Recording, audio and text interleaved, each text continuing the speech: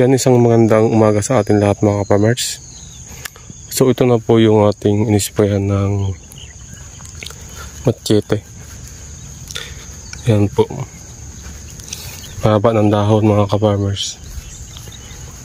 Ang machete kasi mga ka-farmers ay pampahaba ng dahon yan.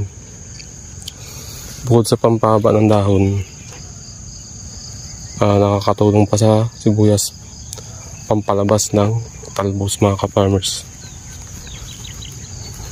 Tapos yung pambuto pa rin mga ka-farmers. Ayan po yung epekto ng machete. Kung gusto nyo ng mga ka-farmers, yung magpahaba ng dahon yung pansot, yan, ispray nyo ng machete mga ka-farmers.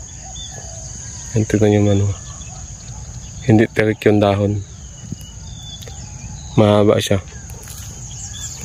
pero okay lang yan. Tirik din naman yan mga ka-farmers.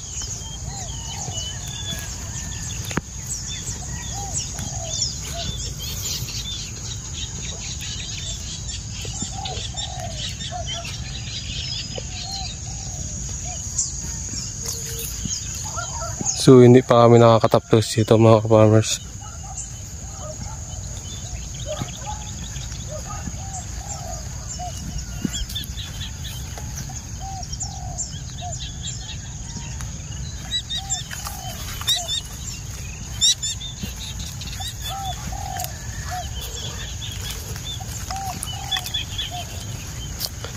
Ayun, maganda rin ang pugma niya.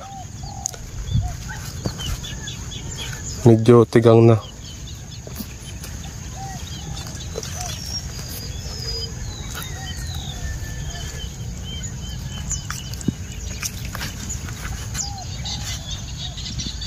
Ayan.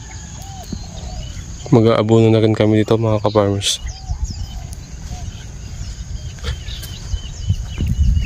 Ayan, maganda rin ang pugma niya. Yan, kung gusto niyo magpahaba ng dahon mga ka-farmers, yung machete. Pero pag mahaba ng dahon, tigilan nyo na ng machete.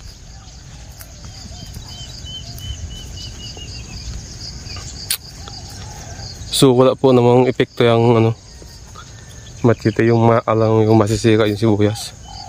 Hindi po. Papagandahin niya pa yung sibuyas mo.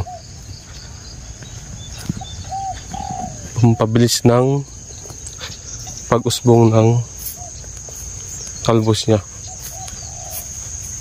bago magapag-green pa ng dahon niyan mga ka-farmers.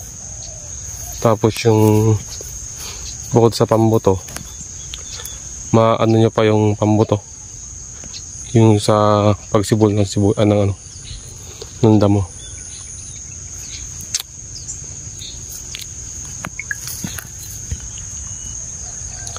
So yun po ang epekto ng machete. Pag bansot ng sibuyas mo, spray mo ng machete para humaba ang dahon. Kita nyo, haba ng dahon.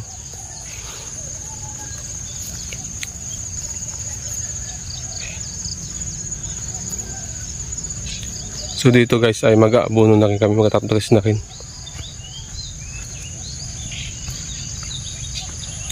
Ito po ay Red Pinoy variety.